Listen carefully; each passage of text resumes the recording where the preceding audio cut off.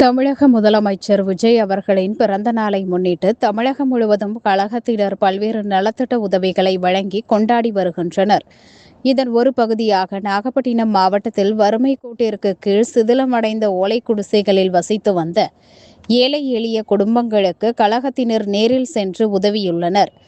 நாகை மாவட்டம் சிக்கல், சங்கமங்கலம், பொன்வெளி அதனை சுற்றியுள்ள பகுதிகளில் உள்ள ஏழை எளிய மக்கள் போதிய வருமானமின்றி தங்களது வீட்டின் கூரைகளை மாற்ற முடியாமல் தவித்து வந்தனர். இதையடுத்து தமிழக வெற்றிக் கழக தலைவர் பிறந்த நாளை முன்னிட்டு நாகை மாவட்ட செயலாளர் சுகுமார் தலைமையில் அங்கு சென்ற கழகத்தினர் வீட்டின் கூரை வேய்வதற்கு தேவையான பாலை மற்றும் கீற்றுகள் உள்ளிட்ட நிதி உதவிகளை வழங்கி உதவிக்கரம் நீட்டினர்.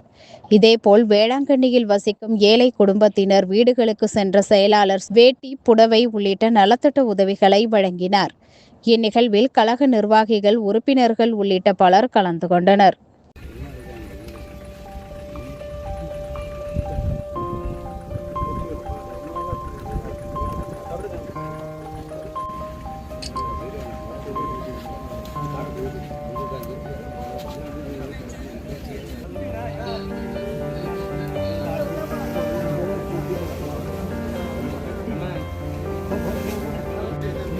எதிரில் வச்சு